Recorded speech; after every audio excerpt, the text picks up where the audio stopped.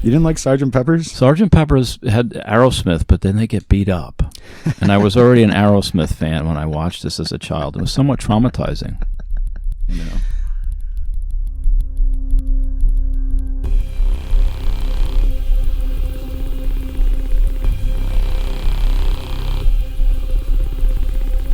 Welcome to the edge of nowhere.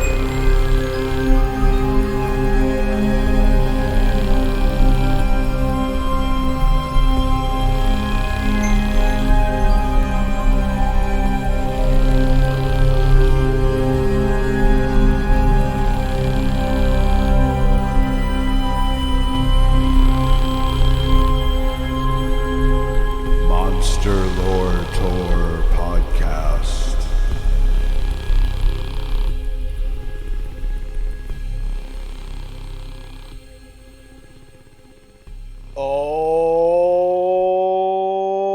All right. Hello, everybody, and welcome to part 2 of the first ever holiday Christmas special for Monster Lore Tour Paranormal Deep Dives from the Edge of Nowhere podcast. And I'm told it's the last. The way we're going, it probably will be. I am your host, Jeremy Carr, here along with my co-host and the jingle to my bells, Wow. Mr. Matt Ozero, a.k.a. the MOZ. How are we doing today, MOZ? We get pretty suggestive in these openings. The jingle to my bells. Okay. Well, I had to outdo the elf to my shelf. Yeah. I guess you're sticking with the theme for Christmas. I am. There you go. It's a themed program, so it's Christmas-themed intros. That's what you meant, right? Yeah, exactly. Anywho, so let's get into it here. Our first segment, as usual, is Old Business, and I am sure Moz has something for us on that end today. You got some old business for us today, right, Moz? Ah, yes. The Holder folk. We mentioned elves last time, and they attacked a smelter plant in Iceland, but we didn't know the year. It happened in 2011 that this smelter plant was besieged by elves. Okay, it was just more like rock throwing, and they attributed it to elves, but still. That's pretty recent for Yeah. mythical type elf stories going on, but Yeah. that's not really what I had in mind. Don't you have something else for us on Old Business, Moz? I think I know where you're going with this. I mentioned the Eorak at one point last episode, and I meant the Kvivatok. The Eorak is like the caribou monster. The Kvivatok are the old folks who can't keep up. They become these energies out in the tundra. Kind of reverse them, I think. So, yeah, Okay, good for catching that. That's also helpful for keeping us on the right level and stuff. We do want to correct our mistakes when we cross things up like that. But there's something else for Old Business, right, Moz? Oh, yeah, per our meeting. Ah, thank you, yes. The apology, yeah. Yes, please.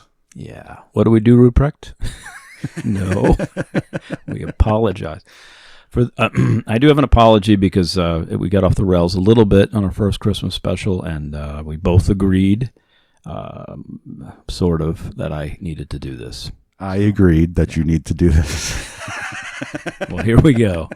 For those deeply disturbed by my last episode's dissection of a beloved Rankin Bass Christmas special, I did not mean to insinuate that the elf who wanted to be a dentist had the same profile as a serial killer, or that Rudolph the Red-Nosed Reindeer was a skin Walker. not... Deer. Yeah, I didn't. I mean, the evidence is intriguing, but I didn't mean to insinuate that. Nor did I mean to imply that Santa unleashes his evil doppelganger prior to Christmas in the form of Krampus or Nacht Ruprecht or anything like that to terrorize children and kind of get it out of his system before the holiday.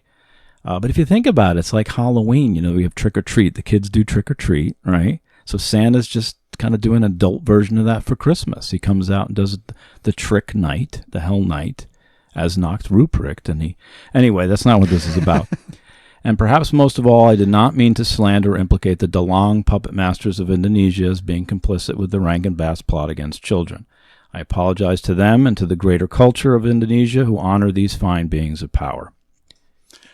And Thank you, Moz. Well, I had more, but I'm not going to read it because I don't believe it. I think that's sufficient. And I will say this: I won't do this again. I won't bumble it, I guess is what you should say. Bumbled it. There you go. Because I'm also sorry about the Adlet, the Inuit wolf rape story, and the ancient Lapland technique of. Everybody's sorry for that one. Well, not as sorry as the Lapland technique that they bite off the reindeer's testicles for domestication purposes. You don't talk about that again. I thought this was supposed to be an apology. I'm just sorry I mentioned it. I understand the Christmas special. I should skip these parts. Well, we are Monster Lore Tour. Yeah. The whole Rudolph as a not deer thing. Yeah. It's disturbing. Anywho. Although. Chindi, really. I didn't get into that. I do think the Tooth Elf was a psychopathic serial killer, but outside of that, yeah, we were just theorizing. Nobody really thinks that Rudolph is evil. It's all good around here. It's all good, kids. Just wanted to clear that up for the kids in the crowd because this is, Christmas special. Yeah. But let's climb back on the Polar Express and get this back on track. Yes, please. Yes, please. But before we leave the elves and the frozen waste, actually, we're going to stay in the frozen waste. We're just going to leave the elves. Here's a quote from Knud Rasmussen to prove that there is this elf lore up and about these parts. This is from Knud Rasmussen's Travels, 1929, Intellectual Culture of the Iglulik Eskimos, and Iowa, a little spirit, AUA, a woman that lives down by the seashore. There are many of these shore spirits who run about with pointed skin hood on their heads. Their breeches are queerly short and made of bearskin. They wear long boots with a black pattern and coats of sealskin. Their feet are twisted upward, and they seem to walk only on their heels.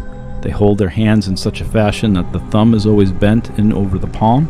Their arms are held raised up on the high with their hands together and incessantly stroking the head. They are bright and cheerful when one calls them, resemble most of all sweet little live dolls. They are no taller than the length of a man's arm. So this is what when he talked to people, this what they believed was poking around the frozen waste. They seem very elf-like. Or gnomish, even. Yeah. They got the pointiness, the pointed Pointy heads. hats. I mean, they said it was skin or something. Yeah. Skin. So it's a little more hellish, demonic sort of slant on it. But that sounded very gnomish. The little people with the pointy hat and playing tricks. Could be a conical head, and it's more like the Yeti. Conical head too, yeah. I don't know, but the heels with the bent up. It's very interesting that they have elf sightings and that these things are not just totally Rankin Bass produced and made up over the years for Christmas. That they kind of end up being steeped in folklore that goes back to ancient times. Well, I mean, Rankin Bass was based on things. They didn't make that stuff up. Yeah, well, I mean, the other interesting part is on the boundary again of land and sea. Like they find these elves along the shores. So always on the edge, like elf on a continental shelf kind of thing. But anyway, prerequisites today. There's an Arctic Shapeshifter 1. Check it out if you can. You could be grabbed by a chthonic old one, dragged into an ice cave, and devoured by ice weasels. So you might want to just listen to that first one first. But today we're going to get into the monstrous dynamics of this whole shamanic totem piece that's going on and get into the, more, again, kind of Arctic Shapeshifter kind of flavor to this whole thing. And tracing it back to the origins here, right? That's I want to kind of find out who's behind all this. So it kind of took me on a quest for the first shaman. We're going to get to that to see like who started what, because the monster and the shaman and the trickster, there's so much overlap, and what came first, the chicken or the egg kind of thing. Right. And if you recall, I did tease how King Arthur might be a shapeshifter, and that's going to be moved to our side trail today. So if you do remember that little thing. King Arthur side trail, nice. Yeah, it's going to be our Jesus, King Arthur, and Nessie, all shapeshifters. And nice. These are not my theories. I know they sound like MOZ type theories. They're not. Okay. So it should be fun. But let's jump into this. Kind of get up, head let's up go, to the MOZ. Polar Express and kind of get it Part going. 2. Yep. I wanted to start to give you an idea how, again, old this is. This is a gentleman talking about E.R. Dodds, quoting about Plato, in effect cross-fertilized a tradition of Greek rationalism with magico-religious ideas whose remoter origins belong to the northern shamanic cultures. Basically, this is a guy talking about how Plato was most influenced by Greek, of course, but also shamanic cultures, that northern group that we're going to be talking about today. So if Plato was influenced, it just gives you, again, another idea. Yeah. And I know it goes back way before Plato, but it still kind of puts it in perspective. Well, yeah, by the time Plato came around and started recording it, it was already old stuff at that point. Exactly. But let's finish our Arcticness off in that spooky region where the White Reindeer movie was filmed, Lapland, last time. Oh, yeah, I still haven't watched that. I really got to watch that movie. After reading Abercromby more deeply, and I mentioned him last week, who traveled through Lapland at the turn of the last century, I wanted to return to this because, again, we find these entangled monsters in Shaman. There was this giant bird back then he describes as having a beak like 5 scythes, and here's the monsters a shaman might conjure up in those parts for various tasks. This is written old school, so it's kind of a little choppy, and it's actually not me this time. Okay. An exorcist avers that he saddles snakes and puts a bit in the mouth of a bear and a wolf that they may run alongside him and gobble up the spells sent by village people. He threatens to raise a ram with twisted horns or an ox with horns to butt and push away a disease or ailment such as colic. He wishes an iron-hoofed mare reared in Karelia to kick a hisi away. A powerful black vento ox or a wolf of Manala, a bear of Kalmas, is invoked to extract the arrow of a sorcerer. He threatens to set his father's voracious hairy-nosed black dog at disease, a dog with a fiery mouth, with teeth like rakes, and with an iron heart that ere now has devoured 1,000 men. Yikes. Now, the hissy means evil, and part of these things he's just conjuring up as part of his yeks to go out and fight disease, fight dark sorcery, and it's just more of a metaphor in a way. But at the same time, these things are very real to the shaman as far as these totem animals. They're not really just metaphors. They're kind of in between. Sure. That liminal space that they spend a lot of their time in, things are real and not real all at the same time. Yep, some badass medicine men back then, basically. And shamanism in general looks similar to many other circumpolar tribes, the shaman being the conduit between the gods and men and also the cure of or cause of illness. The Lapps are even afraid to say the name of certain powerful spirits, much like the skin walker. That seems global as well. Don't name the monster, it will hear you. Did I mention... There's also an etymology between Santa and Satan we haven't discussed. Oh, wait, this is the Christmas. Oh, well, yeah, right? everybody knows that. This is the Christmas special. Here's a look at the nature deities that could also shapeshift. So here's some more Abercromby. The Mordvins, Mordvins, sometimes pictured to themselves the water mother as a beautiful woman with silky hair and girt with a silver girdle. Sometimes she is seen in the shape of a huge fish, surrounded by much smaller fish, which she sends away to different rivers and lakes. ... The forest wife of the Mordvins may appear as a beautiful woman, but she can change her shape and become manifest in the form of fire or a whirlwind. Occasionally she comes to a village as a cat, a dog, a horse, or a wolf. So these are, again, the nature deities of the area. Again, the fire theme, we got whirlwinds. The whirlwind, yeah, that comes up a lot more than I expected. I thought that was a very specific to the Looney desert, Tunes. the desert the gin. Tasmanian devils from the day. Yeah. I'm just saying, I thought it was really just a thing for the desert gin. Yeah. But there's another thing that just seems to tie together through all these different cultures and all these different myths of different creatures is this whirlwind effect. Yeah, and I feel like there's a possible UAP connection. One day we'll have to talk about a theory of the motion versus what we're seeing UAP. Yeah, maybe like end of season 2 we can finally get to where we can tie all our stuff together like that. Yeah. We got a ways to go before we get there though, I think. Yeah, definitely. I do have your first reading coming up. It's a little bit more Abercromby, and I think I said Abercromby once last week, and it's Abercromby, whose yek is a finch, by the way. Yeah, I bet it is. There it is. Yeah. All right. The forest god of the Lapps, Loeb Olmai, Loeibbolmai,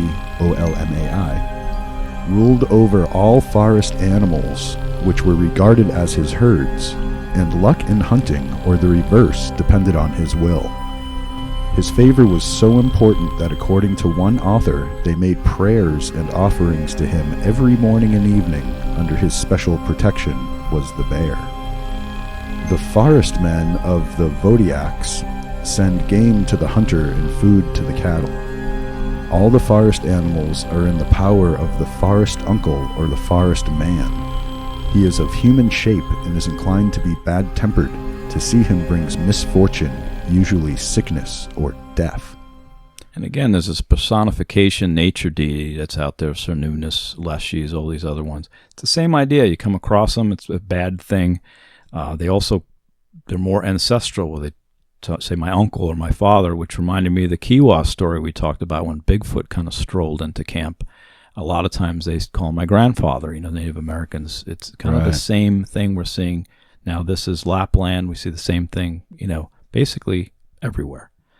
Here's Abercromby again. I'll take it. It would seem, too, that the stuff of which spirits were composed was much the same, whether they were human spirits or the spirits that give apparent vitality to the phenomenon of nature. After death, some human spirits increased the host of spirits of disease or became the servants of water spirits. And when a worshipper died, his private tutelary spirit became functionless and ceased to exist. Oh, so the spirit passes along with the person it's connected to? Well, that's what we talked about a little bit with that Mert study with the ontoctic entangling of the kind of the totem animal and the person. We're going to get more into that when we talk about the Kainama, which is this crocodile god's kind of person down in South America. But yeah. I just had like a really deep, crazy tangent in my brain. Can I ask a question? I think you can. So the shaman and the spirit, are they just both like renditions of the same waveform, and when the shaman dies the waveform collapses and it all becomes one thing again? Are they really just one thing? In this version for the ontic pairing, yes. It sounds like that last piece. We talk about all these other versions of the totem animal dying, and it does. This is like the crow. The crow dies because you kill the crow and he dies. It's an entangled ontic pairing. Yeah. So the wave collapses. But normally I see it more as the shaman as the composer, and the other stuff is the music and those energies that he's using. But this, for the ontic one, it's like the analogy we made previously about the shaman is the conductor, and the yeks and spirits are the actual symphony they're conducting. Right. Very good, MOZ. Thank you. There we go. I can't even take credit for that. I've read some things where they're really, we'll get to it. That whole waveform collapsing thing that came into my head actually fits in with that well. So I appreciate the callback to that analogy. We have more of that to come for sure. It does get kind of quantum-y.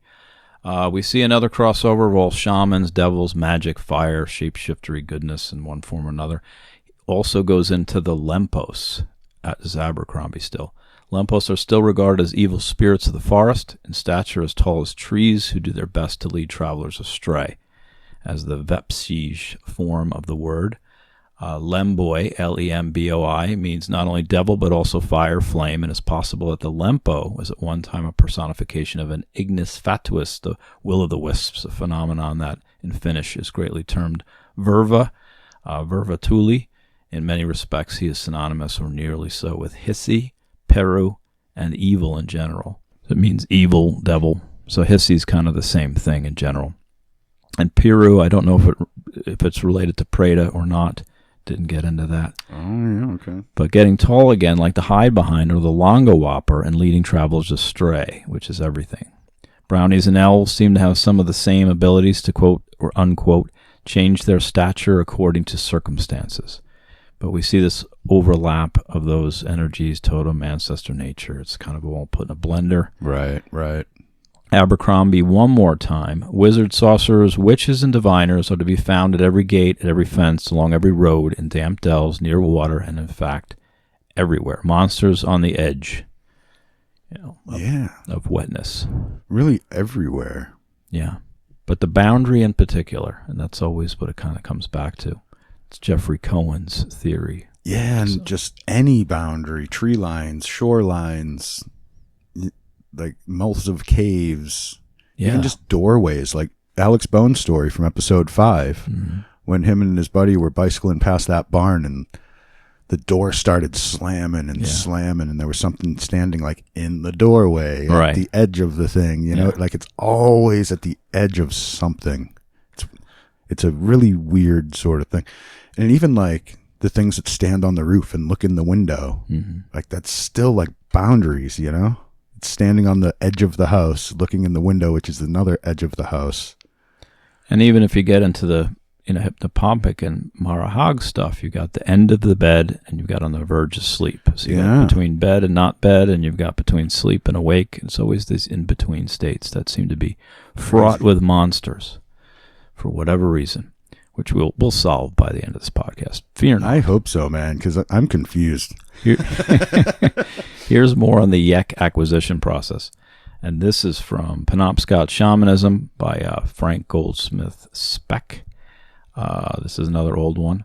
Knew a lion told Mr. Ferris the following: the usual way for a witch man to secure his animal helper was to go out in the woods by the shore or a lake, according to the home of the animal, and sing to it. Gradually it would appear, and then the witch man would stroke it with his hand in order to bind the animal to become his servant. So that's just a little more insight into how this might happen. We talked about that Anorak, the shaman out, an Inuit who had to kind of look for beasties and kind of make them as helpers. We got a little insight into that. This is a different version. It's like getting a dog. You call him over, you pet him, and you're bonded. But the singing is the important part. And this is a thing we missed on a side trail, too. We talked about the golem. And we talked, if you don't, this was a side trail we did for another episode. But we did make a mistake in that. The golem, you kind of pushed together all this dirt, and then you did a ritual. The key part for the golem, and what I was trying to get to, the point between the tupelak and the golem, is that the golem, you need to actually put it in words in a paper and stick it into the golem's mouth. The shem, the actual power, is in the writing. But generally, whereas with the tupelak, it's singing. But with the golem, it's writing. Yeah, we didn't get that. We didn't make that That's clear. Right, we did miss that the first time. So good clarification, and brings everybody else back in the loop that hasn't heard the side trail in the member section. But usually it's singing. Singing seems to be such a big component to this. Again, the composer and this. We hear these. Well, it's vibration, you know. Right. Yep. Singing is a very specific kind of vibration, and everything in the end is just vibration. So that makes a lot of sense to me. And here's some of the breakdowns of those vibrations, those good vibrations. We're going to kind of try to look at this a little bit more deeply. I'm still trying to figure out how all this works, as you are. Here's Evans-Pritchard's attempt from the Azande tribe of Africa he was looking at. And this is paraphrased, but he kind of made it into a breakdown of. He also does a good book on fairies. He's one of the definitive books on fairies, by the way. But he kind of breaks it down into the good, the bad, and the indifferent. And not his, my words, not his, but good being consulting oracles, prophecy or protection, seeking, medicinal knowledge. Even justified homicide is sometimes considered good because you're righting a wrong. But bad is just the sorcerer who did it first. If you're kind of attacking and you're doing something kind of clearly Cicero work, just doing kind of the 7 deadly sins, basically. Right. As we call them, weekends. I call it Tuesday. There you go. And it's Wednesday, dude. And that's where I fall off, yeah.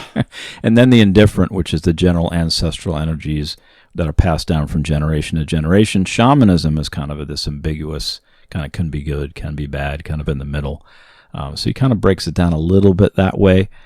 And bad spirits from the Gurung Dharma, if you look towards the India side of things, there are also evil spirits which are distinguished as follows. You have these ghosts, But or Pret, B-H-U-T or P-R-E-T. That's the preta that comes in, which live mostly on the rocks and in the forest and attack people by surprise. Then you have the spirits of people who died in an accident, who never had funeral activities now and are constantly wandering around. These are all the angry ghosts that tend to show up. There was some breach in etiquette or taboo, and now we've got these displaced spirits that are annoyed. It's the unfinished business sort of aspect. They feel like there's something to be made up for before they can pass. Back to the crow. I guess it's going to be a crow episode. Yeah, very crowish there, yeah. And then there are also the witches, beings of power, usually associated with illness and misfortune. The main task of a village priest is to fight evil spirits using rituals. So we start getting this dichotomy of the dark and the light, and then they're kind of fighting each other. Another breakdown, Richard Cavendish's Black Arts. I found Procleus adds he adds something. He goes, in the 5th century, Proclus divided spirits into 5 groups, 4 of them connected with the elements of fire, water, and earth, but he adds a 5th group which live underground. Spirits who live underground are exceptionally malicious. They attack miners and treasure hunters, cause earthquakes and eruptions, and lure people below ground to their deaths. For all the Dungeons and Dragons people out there, it's the things that live in the Underdark. That's It's a right. very different world down there. Yeah. A 6th category was added in the 11th century, Lucifugum, Lucifugum. Fly the light. These fire spirits are usually described as hiding in the upper heavens and having no contact with men. So we added a group underground and a group above that's very detached, and we really don't see them. But the underground ones can come up to kind of drag you down and cause mischief. They're the troublemaker ones, yeah. Exactly. Japanese, we have the Kamui. It's Kamui, and that's back to this Ainu slant, which is again part of this part of Hokkaido, the northern Japanese region. Oh yeah, that we were getting into last time, yeah. Yeah, but in general, this is just Japanese mythology. We have the Kamui. This is from Japanese Mythology Handbook. The Kamui, or spirit realm, breaks down into several subclasses, some more powerful, some less powerful. There is a fundamental difference between Pirika Kamui, good Kamui, hostile, malevolent, or Koshni, Koshne, which is neutral. Kamui could assume any shape. When they reciprocated an offering of human beings, they would dress in animal or tree or vegetation clothing. A fish or a whale, a tree or an animal were the outer garments of the Kamui, who provided these things to the Ainu when the deity returned to the Kamui homeland. These outer garments were shed by the Kamui and became gifts to the person being visited. The Ramat, R-A-M-A-T, of the deity was still associated with the object, which needed to be treated with great respect. So again, we have kind of a different breakdown, but it all comes back to good, bad, and ugly kind of things. Well, it's interesting. It's giving its clothes over and things like that. There's Yes, stuff back be to the thought skin. about there.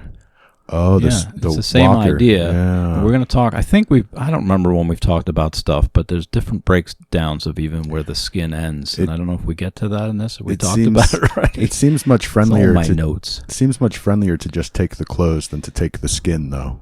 Well, that's why there's and I don't know if we've gone to it yet, but the skin itself is not where it ends. The beginning, some tribes believe the vital organs and the bones are actually you, and everything else can be changed, which ontologically allows for that. Right.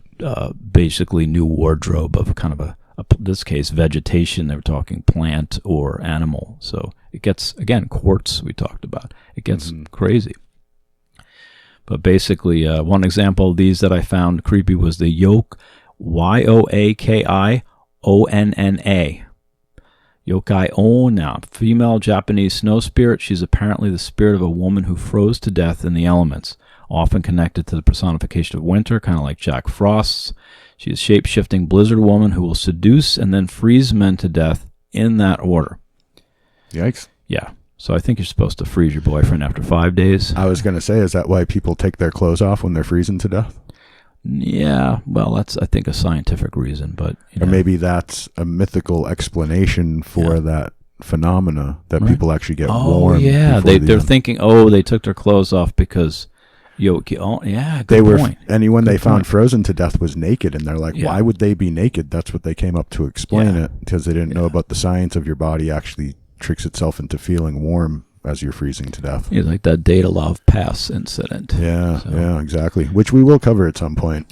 But I got to find a way to find a new angle on that. It's been so done. Is she a portal guardian is what I'm wondering, like Buffalo Woman? Is she, or like the ayahuasca goddess or something. Yeah, she's some kind of portal to death. Similar to Yoko Ono, she was a portal guardian for the Beatles that they could not pass. Yeah, she was a guardian of death also. She killed all of it, man. Now. She actually gave John Lennon recently some of the cuts that Paul McCartney had. I mean, that John Lennon had. Gave it to Paul McCartney. Yeah, that is cool. And, she's so, we don't know what happened. She's not. I don't think Yoko is bad. I just think she's crazy. No, wait, we can't slander. No, Yeah, she's an avant-garde artist. She has to be crazy. Oh, yeah. That's like true. crazy comes with the Crazy territory. good. Crazy like a Moz. We're crazy too. Like, I'm not saying it as like a depredation or anything. I'm actually, it's not that I think she's bad or ill intent. She's just crazy. Yeah. But that's, part of who she is. It's all good. There you go. But no matter how you slice it, it's tough to tease out the ancestral energy generated monsters from the totem or the ancestral. What generated the monster? Was it ancestral energy? Was it a totem energy? Was it a nature deity energy? It's all these same energies. Or even like a personal trauma sort of energy or something sometimes, right?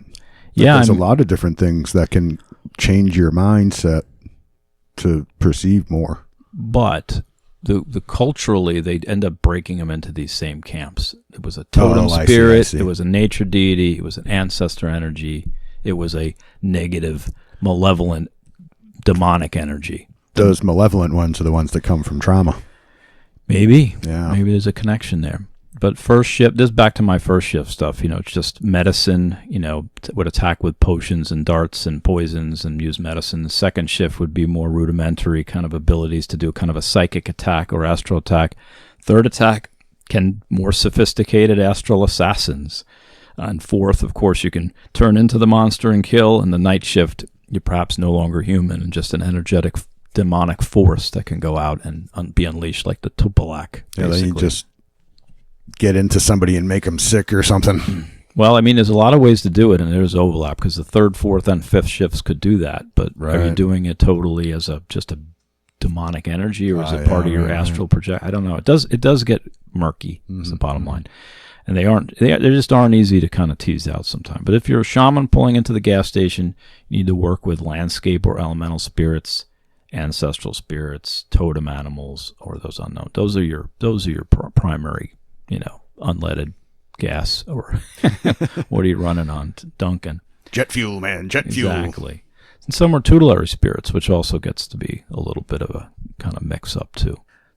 There's also this breakdown of nighttime good shaman and dark shaman bad time. So if you could read this next one here about the Bechuana and the Botswana, that kind of spells it out a little bit. I love it. The Bechuana of Botswana. The Bechuana of Botswana distinguish between day sorcerers who practice sorcery only irregularly on specific occasions and usually for pay, and the more terrifying night witches who are accompanied by familiars in the form of animals, usually owls. The night witches are universally malicious and cast their spells over one and all. They are generally thought of as elderly women. The Basuto, a Bantu tribe in South Africa, also distinguish between two groups of sorcerers, one of which consists mainly of women who fly out at night, ride on sticks or on fleas, meet in assemblies, and dance stark naked. In other societies, sorcerers are variously accused of cannibalism, incest, nymphomania, and other activities offensive to society. And that was from History of Witchcraft, Sorcerers, Heretics, and Pagans, Jeffrey B. Russell. Before we move on, I have a question. Shoot. How do you fly on a flea? Yeah, no, there's a flea witch connection, too. It's so wee and tiny, though. Yeah, like, how they can does get that hold small, you up? they can get big, Just like once you're in that energy, it's in there. What is the mechanism that's bringing you there? You get small enough to ride on a flea, that's like even dangerous for Ant-Man. Exactly. That's crazy how small that would be. Yeah. But that's, again, what they say. Any size. And again, is it the witch, or is it just a jinn and more shamanic energies that's totally dark and malevolent, that's just energy, or is it more attached to a human, or is it somewhere in between? It's what I'm trying to break down a little bit. But we also have the dancing naked, and this is, another, I told you, lap dancers. The lap dance, yeah. That's where it comes from. Yeah, totally. Exactly. It's amazing how much I believe you on that now. Naked rituals further connection between the witch and the shaman, by the way. And then there's this Hoykul shamans of the Sierra Madre range, mostly in Mexico, who I mentioned. Same breakdown. I think we mentioned this before, the Hoykul wolf shamanism and A. muscaria, and that's by Mark Hoffman. He breaks down wolf shamans as Kumakamai, Kumukemai, father of the wolves, and the Kauyumarie, the deer person. They are the complementary dyad of the Hoykul culture heroes. So there's two groups. If you're a sorcerer, you get into the wolf club or the deer club. Deer does their stuff out during the day. We talked about this a little bit. Wolf, it's night. They need both of them. They understand both of them, but one is more associated with sorcery. That is a very yin-yang sort of thing for the two sides of that coin, because you got the deer that's, Yep. mostly herbivorous, non-predatory, mostly around during the day, and then you have the wolf, who is the hardcore predator with the fangs and is very nocturnal. So yeah, it makes a lot of sense that they would use those two as the symbols. Yeah, and they weren't just totally evil. It was more, like I said, yin and yang. They needed both of those. They were both had a function in society, even though one was subjugated to the darkness a little bit. You need wolves to keep the deer population healthy, or else you end up with too many deer, right? Yep. There you go. Yep. It is always a balance. Yep. Why do we find such a connection between the animals of the area and this related monster mythos? This one comes from Nunatsiaq News, SIAQ at the end. The animals that a culture recognizes, even in the most industrialized society, form the basis of its archetypes, one of the pillars upon which the society's ideals rest.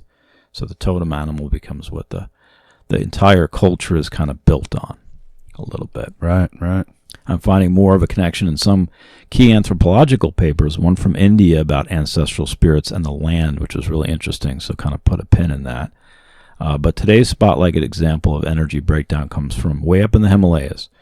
But I want to stress I could have picked thousands of different tribes or cultures from across the globe, and we find variations of the same themes. I had to pick a cold place, so I picked the Himalayas. The Himalayas is a good one. Everybody knows what that terrain's like because of all those pictures of Everest and everything. And this kind of has a really good breakdown of what we've been talking about. Let's discuss, it's the Doya Tuvinians is the tribe, a specific group of reindeer herders again. They have the Chogars. It's always the reindeer specifically. Yeah. It has a lot of interesting. A lot of reindeer herders, and again, they thought the reindeer were the people. Just like the Votiaks thought the bear were the people, and the Tlingit thought the otter were descended from people, and then there's the bears. It's the same idea. We touched on the Chogar last time. Chogar in Mongolian means demon, ghost, or the soul of a deceased person. In Mongolian folklore, this character is realized through the idea of a soul straying on earth for different reasons, early or tragic death, a sinful life, or just confusion and fear that made the soul lose the correct path after death. Such souls are not reborn, but have to stay on earth in the form of a ghost or a demon. So that's the...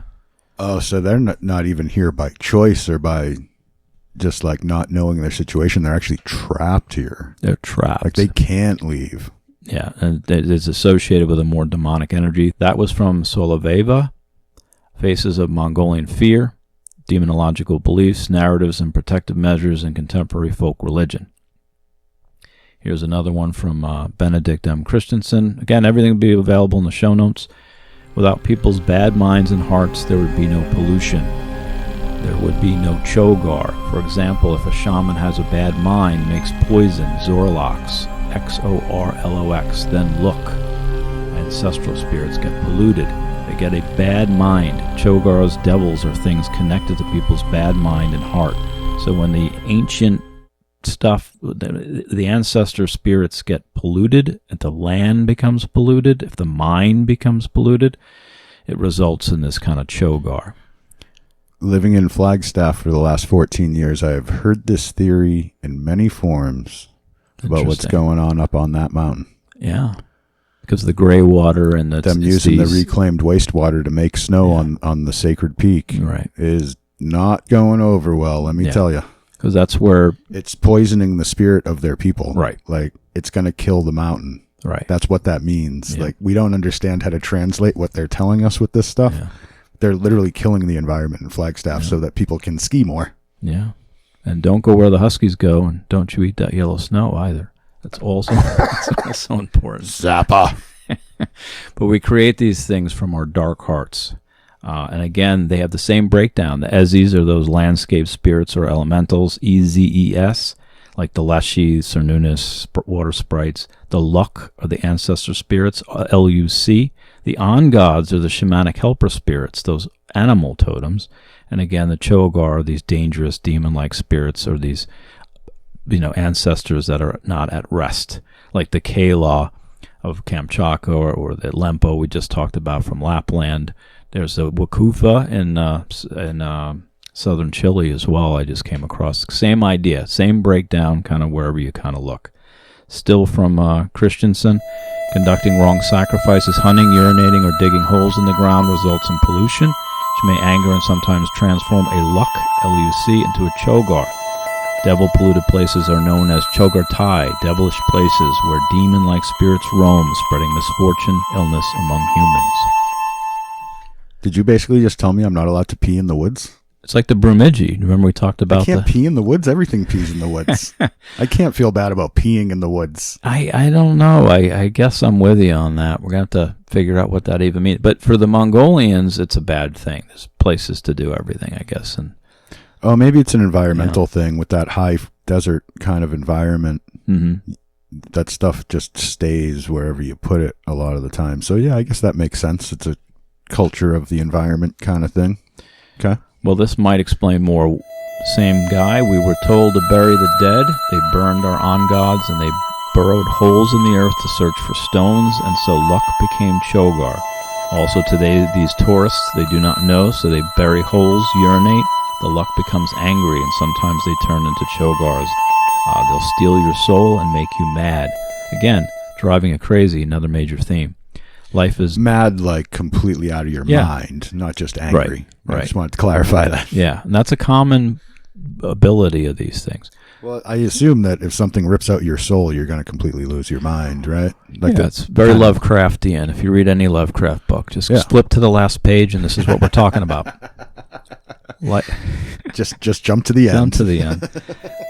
Life is difficult today. There is not many reindeer left. People drink too much, and our homeland has become polluted and dangerous. All these Chogar, they make people go mad. Sounds like the concept of the Wetiko again, too, or Tulpamancy, and all that. The Wendigo. Yep. Because they lose their mind and turn all cannibal. Yeah. I think the Eorak can do that. We talked about last week. The Kushtaka can do that from the Tlingit. We're going to do a spotlight critter one on that. There's Elsismite from Guatemala.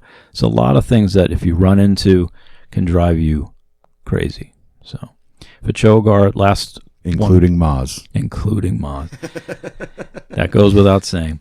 If a Chogar's body infects a person's body, his or her human nature may be transformed into something in between humanness and Chogarness. Again, in between. Shamans deliberately use a similar transformation of nature. When they put on their shamanic dress, they receive the Kuk, X-U-C-H, on the On-Gods, are transformed into a being between the nature of humans and On-Gods. That's the totem animal again. When they take off the dress, the skin, they return to their ordinary human state. If a layman put on a shamanic dress, he is likely to become mad as he does not have the acquired power, Kuk, to return his ordinary human nature. So he can't return to his ordinary human. He can't fix himself after because he doesn't know how to control it. Yeah, I wonder if that's like what happened in the Middle Ages when they had those werewolves attacking a whole town. Like it was a person of power that blew it, or someone tried on a shaman's cloak and shouldn't have been, or was experimenting and couldn't get their way back, so they became totally the altered states. The beast. Yeah, the altered states. Yeah, totally, because he didn't know how to control it and he just turns into a monkey. Yeah. But you know what this really brings me back to is episode 1. What Are Monsters? Episode 1 of this podcast. Mm-hmm. We talk about when you get into the microscopic, and the chimerism of everything, and that nothing is one thing.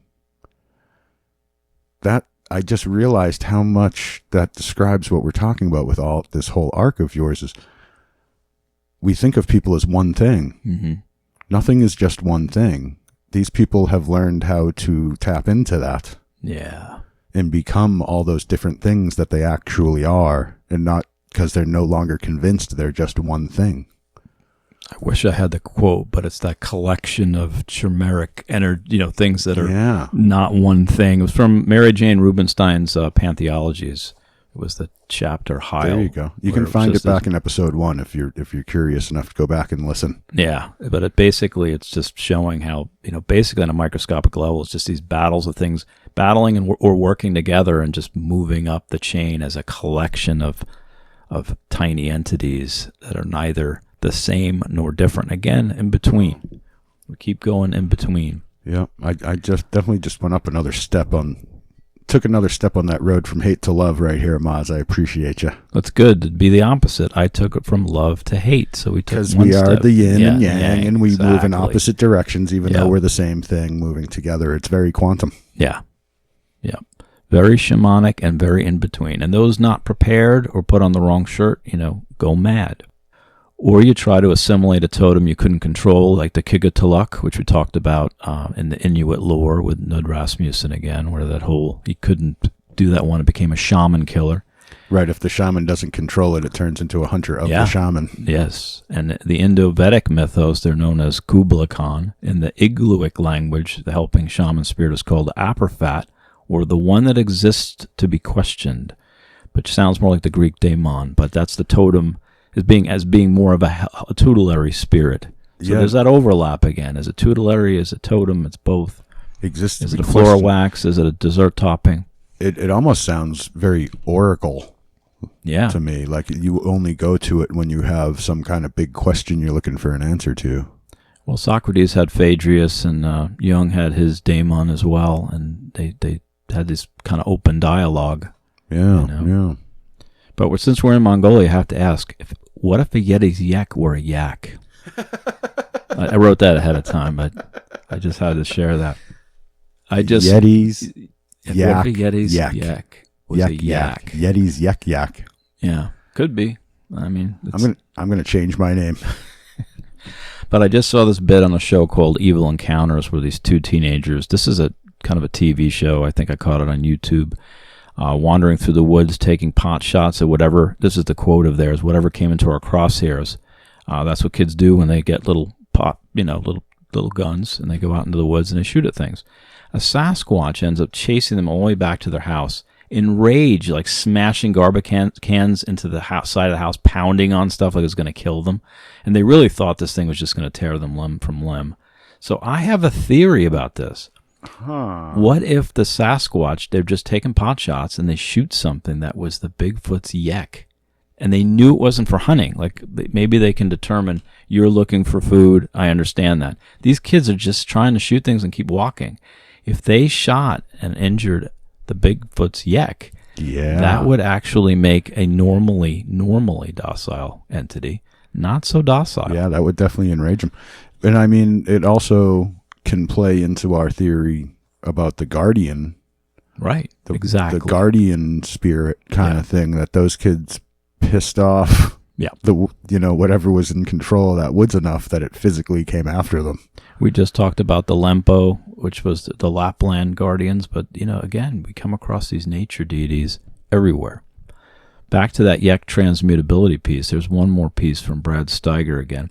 Perhaps because of the association with wolves, which according to recent research began over 140,000 years ago, many tribes in Europe and the Americas believed that their ancestors truly had been wolves. Many Native American tribes contain legends that tell how the first tribes that ever existed were wolf people. At first, according to these traditions, the wolf people walked on all fours. After time, it seemed a good thing to begin walking upright, and very slowly at first to become humans. So we see that Chindi piece where they start to stand on two legs, which is the... Explains all the wolfman, dogman type stuff going on out there. Yep. The two authorities on the subject of wolves is Brad Steiger and Linda Godfrey, and I would love to hear a conversation from those two. I know Linda Godfrey passed away this past year, but one does exist. I found it in Steiger's book, Real Monsters, Gruesome Critters, and Beasts from the Dark Side. And that was a happy research moment. Steiger asked Godfrey about shamanism, and they even discuss a link between Bigfoot, the Wendigo, and other Native American traditions, which we all at MLT know is the what? Do you remember that? Grandfather? There was a connection between the Bigfoot. If you don't remember this beastie, it's okay. It's the Kiwa. The Kiwa. Yeah, but she went with, Godfrey goes with the hairy hearts of the Cree, which is another, we'll get back to that, we'll circle back to that for sure, but it's pretty cool that they had kind of a very similar conversation that we did. Of course, they did it earlier, but good for them. But we'll circle back to that when we do Wendigo and, when we start craving human flesh insatiably. When we get to that specifically, yeah. Yeah, or we'll just order pizza with a meat pizza. That will compromise in between, in between. We're going to eat. Meat lovers. I'm going to eat you for Wolfman Putz, MOZ. No, if we're on a plane, I think I'm the one who's going to be like, look at that person in 4C. That'd make a great Wolfman Puck. And you're like totally offended by it. I've just come to terms with it. We talk about eating people all the time now. It's become passé. But there is a pervasive belief that the soul having a dual nature among the shamanic cultures, which makes this whole separation possible. The Chukchi of Siberia give us another example to explore. This is the one, I think we're going to get to what I was just talking about. I'm not sure. I write a lot of episodes. This from factsanddetails.com. If you can read this one, Jeremy, I would appreciate it. Many Arctic people believe that each person has two souls. One, a shadow soul that may leave the body during sleep or unconsciousness and take the form of a bee or a butterfly. And two, a breath soul that provides life to humans and animals. Many groups believe the life forces lie within the bones, blood, and vital organs. For this reason, the bones of the dead are treated with great reverence, so a new life can be regenerated from them. By the same token, it was believed that if you ate the hearts and livers of your enemy, you could absorb their power and prevent them from being reincarnated. Or if you're Alex Boney, just do it for fun. That's a really common one amongst all the, considered cannibalistic tribes I've kind of ever heard of, is you eat those pieces of your enemy to gain their power. Yeah, especially the heart and the darker ones, the vampires, it's more the intestines and the liver and some of the other viscera. So it's interesting that there's a good part to eat and there's the bad parts to eat, It's why Hannibal had liver with his flava beans. Exactly. The Chukchi think the soul is enmeshed, and this is what I just talked about. We jump ahead of ourselves so much, in a good way. But the Chukchi think the soul is enmeshed with the bones and some of their inner organs. Everything else is changeable, mutable, subject to attack, or can be changed like a shirt. Not only is that a different convention of thought, it's profoundly different ontological division of inside-outside. So inside is only your bones and the inner viscera, and this is why skin changing and shape-shifting is a thing for so many that they can accept. So flesh is really just like Play-Doh. Yeah. You can make it into whatever you want. Yep. It's just the actual framework under the flesh that's the real thing. Right. So you and I and most of the West believe that it begins at the skin. Obviously, Eastern, it's the hara, so the energy surrounding it. Maybe the West, it's just where the skin starts, is the beginning of the person. These go deeper, literally. Yeah, that's a very interesting take on it. Yeah. And I think it's it still brings to the question of the Chukchi shaman transforms into a bear. Does A, no one notice? B, everyone notice? C, only tribal members or other members of the community notice? I think it might be C. But could a stronger shaman hit the B level where anybody can see it transform? And I think that's what we're trying to figure out. I hope so. Yeah, because that would be cool, But that dualistic piece comes up again in the Mongolian tribes as well. They blame the conflict and the monsters on communism. In the American Southwest, it was the battle of Christianity, but for the Mongols, it was the Cossacks. But it's a similar breakdown to this black elk thing, where they actually divided up side by side, where it's it's basically Thunderbirds to the west and the Wolf of the East. And they've got a similar breakdown in Mongolia, where it's two things side by side, and they're not really truly evil. They're more of these guardian. Yeah, it's a yin-yang thing. Yeah, it's not as true evil as some of the other things get. It's light and dark. Yeah. Not necessarily good and evil, because it just balance. But even good and evil, it's always has to be in balance, you know? It's snow miser, heat miser, which brings us to today's theme. No, I'm just kidding. I'm kidding. He swore I was not allowed to do that, so we have to wait till next year before I can... We need something for next Christmas anyway, Boz. Before I can totally mess things up again. But if you could read The Crooks of Mongolian, this is a grimoire I found that kind of gets at the heart of some of this Mongolianness that we're talking about, and it gets a little bit deeper into it. The original Mongolian belief system contained the good-bad opposition. Its traces are clearly represented in the Mongolian heroic epics. The concept of bad is connected with the concept of evil in the figures of Mangius and Shimnus. Mangius is the embodiment of the enemy, which turned into a monster from a human-shaped figure with several heads and a huge body. The Shulmas, your favorite, originating from Buddhist mythology, means the evil Mara, and although the two figures preserved their own features, their roles could be changed in the folklore texts. And regardless of being good or evil, they live side by side in the sky, which is divided horizontally into two parts. Western, the realm of the benevolent gods, and Eastern, the realm of malevolent gods. So it's the same as the wolf and the thunderbird. The East is the evil, and the West is... Which is backwards in Wizard of Oz, by the way. Oh, yeah. And I don't know. All right, let me finish this real quick. I'll finish this real quick. According to the cosmological myth, these two realms existed side by side, as the good-evil phenomena are inseparable without active enmity. And that from Demonology, Ritual Principles, and Worship Grimoires. So yeah, I thought that was cool because it had the same thing we were talking about with Black Elk and the kind of the Thunderbird and the Wolf of the East, and they break it down, and they're nowhere near each other. I'm so caught up on the Wizard of Oz in my head right now. Yeah, so Wicked Witch of the West was the evilest. Well, wasn't her sister... I don't know if I have this lore right, because there's like more behind it now. People have written other books and stuff, and I feel like there's something out there about how the Wicked Witch of the East was actually even worse than the one from the West. But either way... Yeah, let's find that out. That's important. Wizard of Oz, both East and West were the bad witches, and the North and South were the good. So they crossed. They weren't up against each other like that. They crossed. They were like perpendicular instead of parallel. Interesting. Can we release the flying monkeys? Please. Smithers. But yeah, I would actually like to know a little bit more on that, because it follows it. Like I always say, or it mimics life. It'd be interesting if they got that right as well. I'll take a note for old business. There we go. Going from yin-yang to absolute good as evil is the darkest road of all. And we talked about that a little bit. The shamanic journey takes place up through the center, of course, of the medicine wheel. So you're kind of breaking out a whole new door.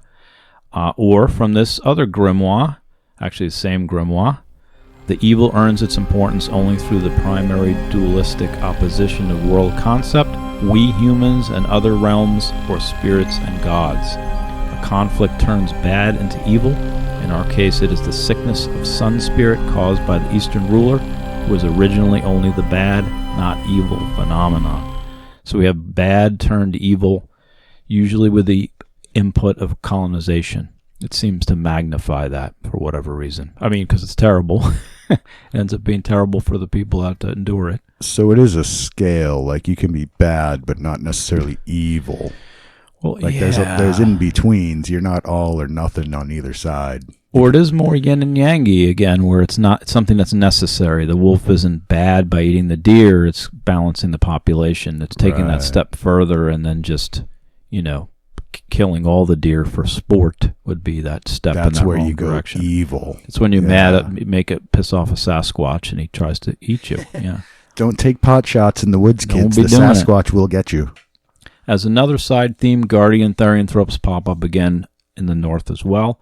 There's a somewhat universal theme among Native American tribes, as well as those circumpolar Arctic folks, the Chukchi and the Tungus, who we talked about. Same with Greece and India. There's these guardian dogs at the threshold of the underworld. Since we find the Upper Paleolithic Northern Eurasian sources, it makes the guardian hound potentially one of the oldest myths. The guardian dog or dog spirit guide might be truly ancient, might be first as far as old. I don't know if that's true or not, but that's a theory. Some believes it's the proto-myth, the guardian Like from hound. back before humans were even quite human yet, kind of thing. I might argue that, but I'm not sure. But what are the two main mythological harbingers of doom or guardian kind of things? Of doom? Yeah, well, there's two. There's harbingers of doom. Yeah, I guess let's just do harbingers of doom. I would say the owl and the wolf. You got it. It's owl and dogs. Really? I got them both? Yeah. Sweet. Nice. And Patriot fans, the other one that you missed, but that's okay. Yes, we bring death everywhere we go. Death and destruction. Well, other shapeshifter theories. So we're going to shift away from the Arctic now. That was just to pick one kind of cosmological thing that's going on up there that I found was interesting, and to talk more specifically about the energies involved and what we're seeing with shapeshifting and why. And again, I could have picked the Inuit. I don't think it's going to be that much different. I don't think, no matter what tribe I picked. Now, I don't want to shovel things in. There's the Volkedonken and the Elementkedonken, and I don't want to step on anyone's Volkedonken. That the cultures are different, and they believe what they believe, and they don't like to be shoveled into boxes. However, we do look for the similarities, even though there are those Volkedonken differences within the cultures. Sure. And as much as any of us are protective of our specific culture, we all at some point have to accept the fact that they all come from similar places, and there's background. There's only so many places that everything comes from at a certain point, and it is all tied together. I don't care how into your culture you are. There are other cultures that are very similar to yours, slight variation. Farther away you get from it, the variations get bigger, but there will still be similarities. And it could be part of because it's all bubbling up from the darker structures and areas of the brain. And that's one of the theories, and That's where it seems to be coming back to. It's not necessarily all I'm going to be on about theory-wise, but it's definitely one of them at this point. It's in contention. In the end, we are all subject to the human condition. Yep. Here's another shapeshifter theory, cryptids with human voices, Kevin Andoag, Andoag, not sure how to pronounce that. I found one on mimicry because we've been talking about that so much. He says the crocata, a dog-fox blend, originated in India, and the azadal is a dog-sized creature with a hand tail. Remember that? Like those those rodents that we found tipping canoes. And the kawaso of Japan, which is kind of we've talked about all of these, but they all share this one element that they all kind of basically mimic to lure and kill. And again, they're not the only ones, but he uses these as an example. He says the unique trait that all three cryptids that originate from completely different parts of the world shared, that they could all produce some level of human speech, a trait that could have been given to them by people to personify a fear they had, the fear of each other, the fear of outgroup. So again, outside of the boundary becomes personified.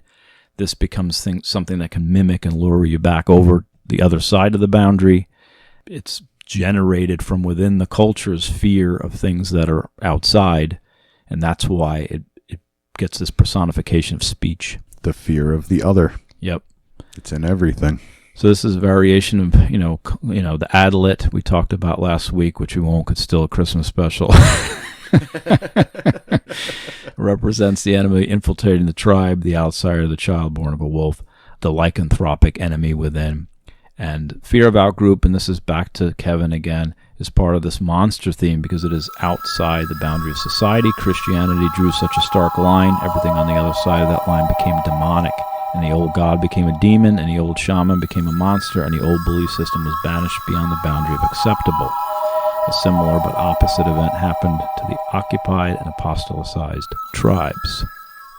This is also where the trickster lives. Where the monster lives, it's where the trickster lives. They're all on the edge, on the boundaries, and they've changed the boundaries in time. So societally things change, but the monster and the trickster are the ones pushing at those boundaries all the time. It's true. The boundaries are always changing, no matter how you look at it. And 6 out of our 37 highlighted shapeshifters had that ability. Well, 6 out of 7 identified as tricksters. More than that, I'd have to look back, were mimics, we always find this ability to mimic. The tricksters are the mimicking. I think is a big part of the whole trickster thing. Like that's a big part of their bag of tricks, I guess you could say. Well, for this, I said the 6 of 37 shapeshifters were tricksters, and I think it was like, I have to look back, but there was like 9 or 10 were mimics, the shapeshifters. So again, they identify as tricksters, they also are mimics. It says whirlwinds. We don't have that column. You want less columns, and I want to add whirlwinds now. I've started fixing it. Oh, I appreciate that. I just got to figure out how to actually get it to people, because the format it's in, like I put everything in the little notes. Yeah. So I can't just like post it like a picture somewhere. I have to like actually get people the file. I don't have to like figure out how to get that on Patreon right or something. Yeah. But depth psychology we already discussed, so I'm going to kind of skip that. Everybody's probably sick of that. Yak acquisition process, we talked about that. Yeah, we've done that. From item. So let's get right to we can skip all this and actually jump to you. I have one more reading for Jeremy today. And again, this is a mainstream psychological explanation on mimicry and shamanism to some degree, and that identifying with an animal. And this comes more from the psychological realms than the shamanic, because we've kind of shifted into some of the theories. We do want to cover that side as well. So let's see what this says. David Abrams' informative book, Becoming Human, 2010, is relevant to this analysis since it explains his personal journey in becoming the animal other. Taught by his shaman friend Sonam, Abram learns the shamanic ways of mimicking certain animals. Abram marvels at Sonam's ability to imitate the croaks and gutturals of ravens with such realism so that these avians would approach him. Also, the shaman adroitly mimics the raven's peculiar walking style. Abram points out that this kind of sensuous mimicry of the animal other is the most visceral way of feeling one's corporeality with the latter, necessitating a rearrangement of a shaman's sensorium. After weeks of recalibrating his senses to becoming aware of the ravens around him, Abram notices one day a raven pecking meat from a carcass. Immediately, he felt sensations on his neck and chest as though the raven was tearing at his own body. In this vignette, Abram experiences a kind of community between himself and the raven, constituting in a transformation of his psyche beyond his corporeal self. And that from neuroquantology.com. And again, this is a researcher becoming a raven under the tutelage of a shaman. So more of that, please.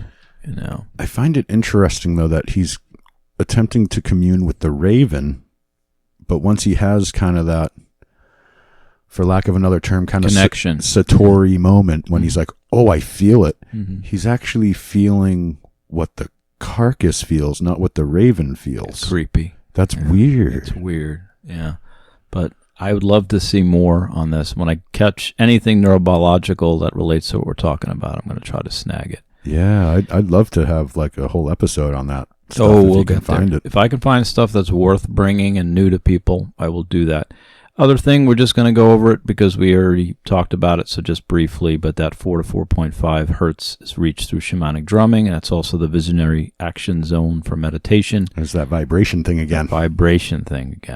We also saw today how colonization plus stress plus shamanic culture plus oppression plus genocide equals trouble. We actually talked about that with the skin walkers episode a little bit.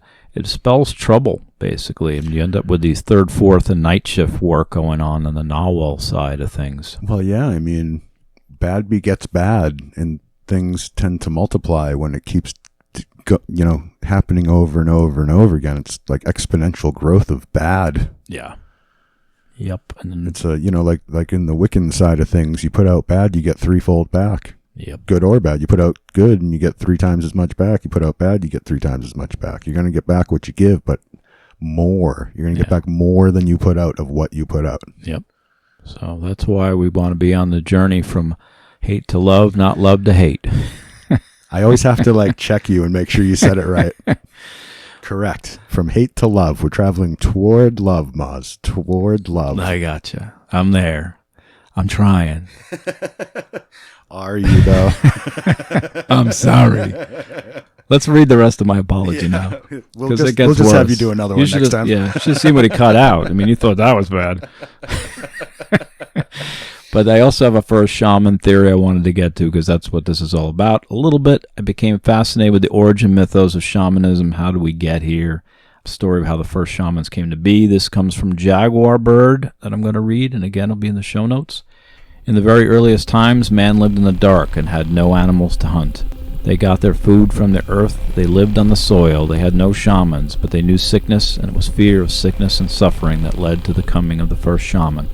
Human beings have always been afraid of sickness, and far back in the very earliest times, there arose wise men who tried to find out about the things that none could understand. In the case of the Inuit, the first shaman plunged to the depth of the sea realm to kind of find that. We kind of always find these same variations with these first shamans making the Rainbow Bridge in Australia. They're the ones who make the connection between the gods and the world and bring this knowledge. It's always in attempting to understand the unknown. Right. Or sickness, fear, sickness, why we die, all the big questions of life, the universe, and everything. Right. The shaman would say the spirits helped him, spirits that he had entered into contact with out in the great solitude. Thus the first shaman appeared among men. Children who are believed to be the shaman are called Tarakut, Inglet, or those who have eyes in the dark. Among the Copper Inuit, the shaman is called the Iglulik, one who has eyes because he or she can see things that ordinary people cannot. The Iglulik word of shaman is Angakut, and the name comes from the spirit that enables one to see. The Angakut consists of a mysterious light that the shaman suddenly feels in his or her body, inside his or her head, within the brain, an unexplainable searchlight, a luminous fire, which enables him or her to see in the dark. That Cowan's fire in the head again. Thought that was a good summary for some of this stuff because it's again an Inuit shaman, and it kind of sums up kind of what we've been talking about. I like that it lets them see in the dark too. That's kind of cool.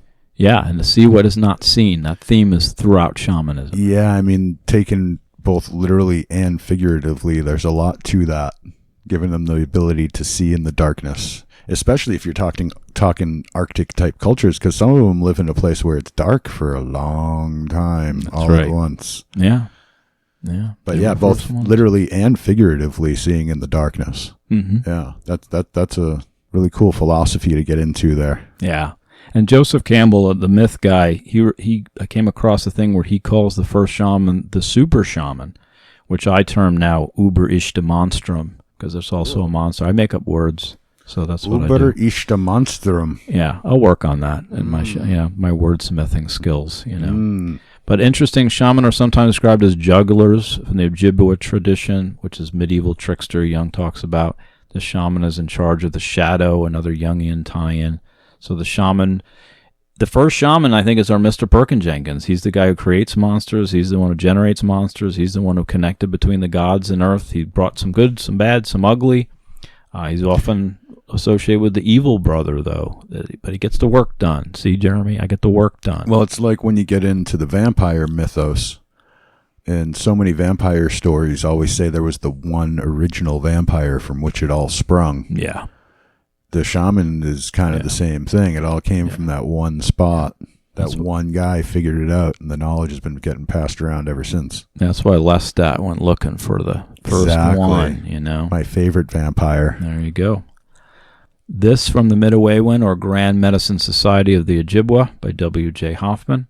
The Algonquin linguistic stock is evident not only because of the reference to the sorcerers and the peculiar methods of procedure, but also that the name of the Makabacha, M-I-C-A-B-O-C-H-E, an Algonquin divinity appears, the spirit who acted as an intercessor between Kichimanadu, the Great Spirit, and the Indians, is known among the Ojibwa as Minabotso. You also hear Nanabotso and a million other names.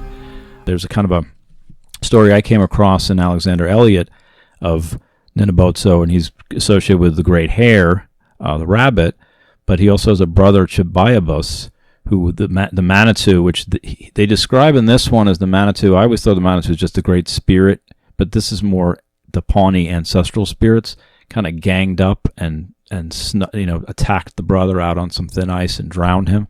It's really made Yikes. made the great Hare Nanabotso, the first shaman, very angry, and that plunged the world into darkness. The ancestral spirits had to kind of get together and kind of build a lodge and make an offering. And eventually, years later, I think it was like 6 or 8 years later, Nanabotso goes into the lodge. They have a banquet. They're all forgiven. They smoke the peace pipe. And then they give him the medicine of which became the Midawaywan Society of the different shamans. So he's kind of the founder, the first one to kind of get it from the gods. You found him. In you some actually ways, found him, in Moss. some ways, Nanabotso. In some ways, he fits the bill as the first. Now, there's always the first shaman. I just picked one. Do we have? It was it was a cool one. There's Raven. There's other ones out there for sure.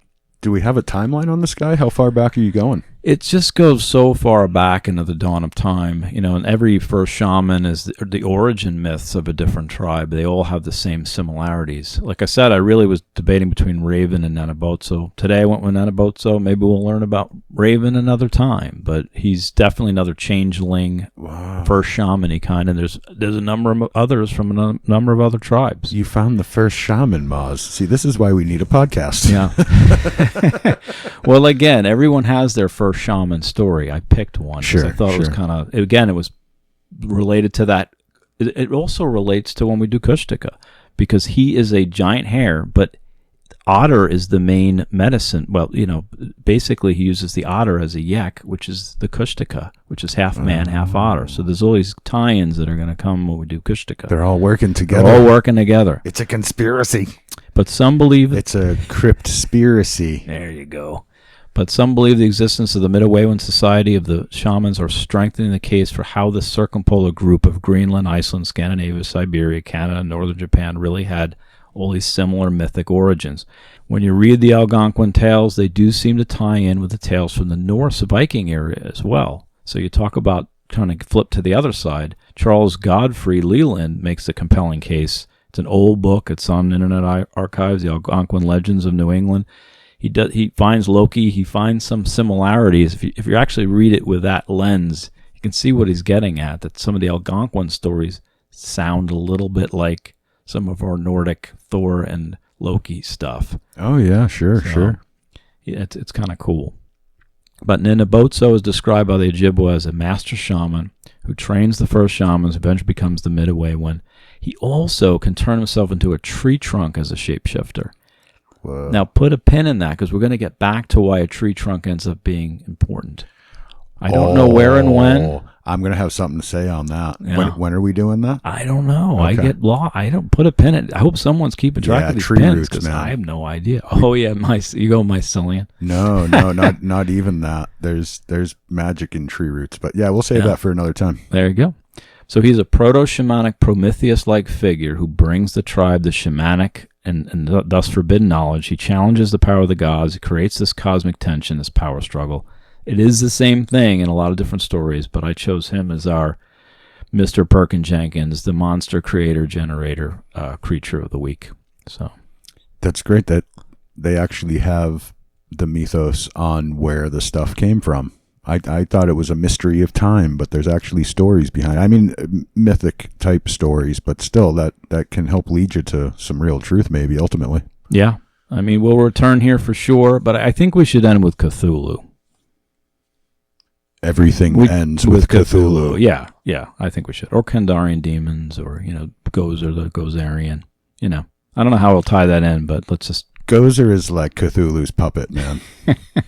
I still think David Bowie would have been a great Gozer. Oh, dude, he so should have been Gozer. I know. You can't go back. You can't do it. He probably would have cost too much. Yeah. It really is. He still should have made it. He probably would have gotten paid more than Bill Murray did for that movie if they got David Bowie for that. He was huge by then. I agree. Hey, I have a whole guano for you. I actually have 2. I know we're in a long episode, but I have 2. Well, that makes sense. This is a culmination of like a 6-episode arc. Yeah, so there you go. 2 ahuguanos actually kind of makes sense. And it is Christmas. Give them an extra one. There it's you go. A surprise present. Exactly. Well, you'll decide whether it's a present. I didn't say they wanted it. It's like when your grandma gives you that sweater that's all itchy when you put it on. It's one of those presents. Oh no, here it comes. Quick, to the batshit signal. Here's the theory. My Ahuguanophile first theory is, it's your latitude. The closer to the poles you get, the more haunted our species gets. Extra magnetism creates the Van Allen monsters. Poles have twice the estimated magnetism as near the equator, and this extra current is believed to spark an increase in paranormal occurrences. This is the first time I thought about shifting one of my batshit theories into the actual theories folder, but I kept it here just for you. But remember, we talked about that Havana syndrome. Maybe there's a variation of this. When you say just for you mean me specifically, right? Exactly. That is so up my alley right there. The magnetic fields changing the vibrations and stuff, making people more likely to fall into that realm of perception. But it's like the God helmet we talked about with Olaf Blank and Metzger and those guys who kind of transcranial, that basically sub-stimulation of the brain causes all these strange effects. And if you're doubling the magnetism near the poles, I think there's something maybe to that. That makes sense to me, at least as a theory to be looked into, yeah. But here's my double iguanophile. Now I'm Play scared. the segment again. Play the segment again. Ahuguano. Oh no, here it comes. Quick, to the batshit signal. Admiral Byrd flies over the South Pole, sees a giant hole leading into the Earth, right? I think from that hole emerged those ice weasels. And that's part of my ice weasel shaman complex. Some say that's where the UAPs come from as well. Yeah. There's a lot of theories of what comes out of that hole at the bottom of the earth. Yeah. Well, I think the ice weasels are important and often not discussed enough in these cryptozoology. Well, you can only see them when you're on LSD. That's the problem. I got to hang out with my friend Fred. It's the only wavelength they exist at is the LSD wavelength. Exactly. And now for our Scully Muggle Skeptics Review. Sir Richard Scully Muggle Skeptics Review. You're full of crap, and that's the nicest thing that I can say. People cannot physically change into animals. Dana Scully, Season 1 X-Files, Shapes. She doesn't say Mulder at the end, but it's implied. She's always very succinct, that Scully. She's very succinct. I didn't mention Fergoli syndrome, by the way. It's the delusional belief that one or more familiar persons are persecuting you and repeatedly changing their appearance around you. So there is a actual psychiatric disorder. I have a really quick and to the point skeptics review. Flesh is just Play-Doh. No, it's not.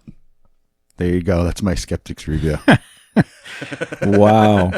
No, or it could be just Odo from Deep Space Nine. I didn't even mention that. Yeah, I mean, in the end, when you look at it from the quantum sort of side, it almost should be malleable like that. You just have to know how to do it. You gotta know how to do it. It's cloaking and uncloaking. And I really want to know how to do it. Yeah, well, we're going to find out. There's going to be lessons at the end of it. We're going to have a lab. This is just a lecture. If I Eventually, there's a lab. If I do ever figure it out, Moz, the first thing I will turn into is an ice weasel just for you. Oh, just for you. That's really the nicest thing I've heard this episode. Yeah.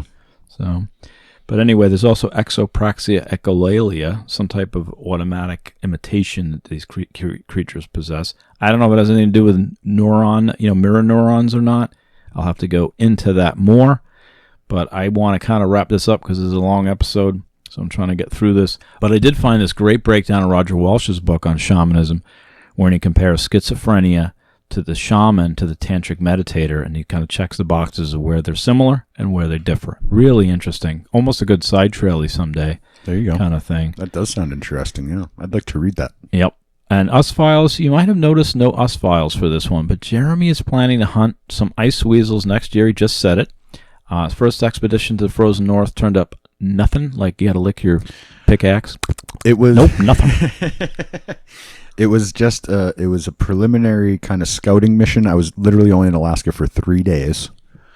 I got the feel of the place. Next summer, I definitely want to go up there, and my serious, honest plan, if I can pull it off, is to go out into the bush for 3 days by myself and see if I can at least visually capture the Yeti.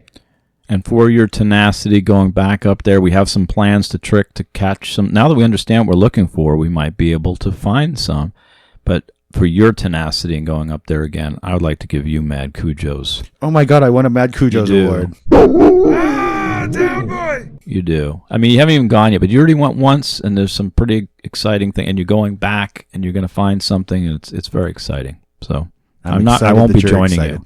Remember, it was like Marlon Perkins in Wild Kingdom. Like he stayed in the helicopter, and the other guy did everything. Mm-hmm. That's going to be me. There you go. I'll stay in the chopper while you wrestle the Because you're the Bantu positiva, and I'm the negativa. Yeah. I am the one who has to throw myself in bodily. There you go. It's my job here. Yeah, I don't want to leap when we're talking about helicopters. Don't. Just don't. And anywho, let's wrap this thing up with our final segment, Wolfman Puck's Cryptid Culinary Corner. Oh, boy. Your entree, sir. Smells good. And it comes back to the Erkenrat or the Ujkanarkapok. I will be serving those ice weasel type critters that we talked about that tip your canoe with like a prehensile tail. Oh, those little bastards. I would eat them happily. Exactly. They're invasive species, I'm sure. But you want to know why in particular? Why? Because there's all types of critters in MOZ's Arctic fritters. Wow. Yeah. Nice. And I'm serving it with a nice Alaskan amber from Alaskan Brewing Company. You're making ice weasel fritters. Ice weasel fritters with a nice amber beer. You stole my Alaskan amber. Abercromby. That's one of the best beers in Alaska in my mind. That There you Alaskan amber is really good. I do like it. And you can get it in Arizona, which is odd. Oh, I have a beer. So I got to serve. You were real quick and sneaky about that. Like you were done before I even realized you were going. So you're making ice weasel fritters. Mm-hmm. Yep. I'm just, tipping over people's canoes in nearly frozen water. I'm going to skin them alive, skewer them, and throw them on the fire, man. We're going to have weasel kebabs. Nice. That's what I'm going to do. Yep. I don't even care. It's like killing the crawdads at the lily ponds. And invasive little bastards. Get them out of there. Kill them all. And if you film it, it could be really like that Jack London story, because you're going to be trying to build a fire in the Arctic with these things trying to tip your canoe. This could really be a great Jack London book. Dude, like that really freaks me out. That really freaks me. I was kayaking near a single seal in that glacial lagoon, and that freaked me out. Yeah, I don't even want like if that thing just came up and bumped, like. Yeah, I think we should do a lot more podcasts before you disappear into the tundra and be one of. It's also the Alaskan Triangle where everybody disappears. There's a huge section. There's a triangle from Anchorage up, and that has a very huge disappearance rate per capita. Just because it's probably so rugged, but I don't know if it's covered in paulitis. I know like Ken Gearhart was talking about a missing in Alaska. But I'm sure David Paulitis is one of his hot spots. I don't know for sure. But I forgot my beer though. You ready? No, it's right there. The beer that's going to go with my ice weasel skewers. Okay. Is Cabin Fever from 49th State Brewery. I actually tried that for the first time in Alaska. It was so good. Wow. So good. And what was the brewery again? 49th State Brewery. Nice. It's like State 48 in Arizona. Yeah. The next state was Alaska, so they got the 49th State Brewery. We got State 48 in Arizona. Nice. But there you go. Yeah. Quick and easy. Just a little fire on the shore up in the Arctic, some good beers, and some ice weasel fritters and skewers. We should really combine our efforts on that. This is one of the few Wolfman Pucks that I would actually be the one eating. Wow, yeah, because you hate ice weasels that much. Like I would eat those things. Yeah. Absolutely. I'm with you. I mean, they don't even exist, and we hate them. Yeah. Yeah, like usually we're feeding the Wolfman or feeding zombies or something. This one, I'm going to eat it myself. Oh, yeah. I'm going to eat this one. I'm with you. But last food for thought, like someone's liver and bits of intestine kind of thing. Exactly. But we got these same energies we talked about. We've got guardian spirits, therianthropes, red eyes, cannibalism, whirlwinds, mimicry, tricksters. Why do these things keep showing up, luring people astray all the time? Because we deserve it. Yeah, well, there's that. But I think monsters are guardians, and guardians are shapeshifters, and shapeshifters are tricksters, and tricksters are shaman, and shamans are conduits of the psychoactive plant knowledge. So monsters are plants. Yeah. Is this back to my third Ahuguano? Well, no, where that really ends up going is it's all quantum. It's all molecular kind of thing. You got to break it down to the very base elements to really know what anything is. And in the end, nothing's one thing anyway. So even then, you're not going to know what it is. It's going to be all these different things. Oh, we're going to figure out what it is. I think there's a lot of answers to be found, that it isn't this blurring of things. I think there's, but again, you're labeling things, and MOZ's crypto theory of everything. Yeah. Yes. Yeah. Exactly. I like it. That is why we're here ultimately. Like, that was the mission we were put on when we started this podcast. So yes, we are on a mission from someone. I wouldn't say God. No, from whatever Nanabotso. From whatever that thing is. Yeah. We're on a mission from Nanabotso. We're on a mission from the unknown. Yeah. Yeah. But I didn't want to shortchange those other first shaman out there. There's a lot of cool ones, and I think we'll touch on them more at different times. But we're going to take a break, I promise, from shamanism. As we do other monsters, they're going to be like a shaman segment where it relates. Going to try to keep it to that. A lot more individual cryptid type things coming up here. Yeah. But the Kushtaka is steeped in shamanism. Not my fault. We're going to talk about that. And I do use this to kind of solve a cryptozoological cluster sighting puzzle. I do. It's not my theory. I just think I help bolster it. And we're going to be getting to that really soon as well. Very excited about it.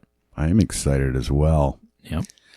All right. Well, thanks, Moz. That was a very fun and informative double-part Christmas effort you put in there. I appreciate you going through that for the listeners and cranking out these episodes. Yourself a merry little cryptid. The funny part is we're releasing it all at once, but it took us 2 weeks to record it. So our timeline is never what it looks like.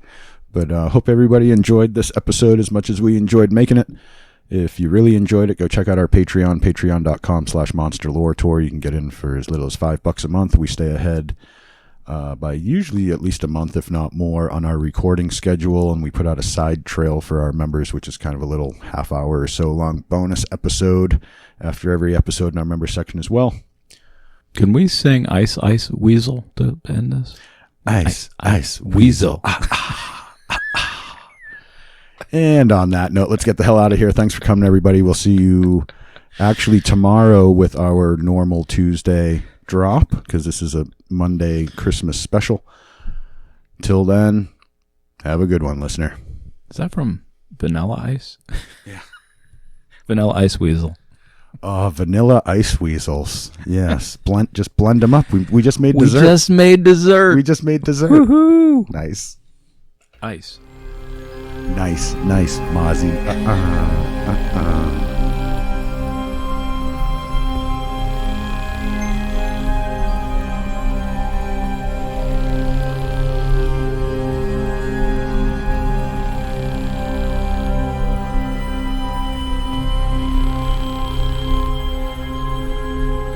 Monster Lore Tour Podcast.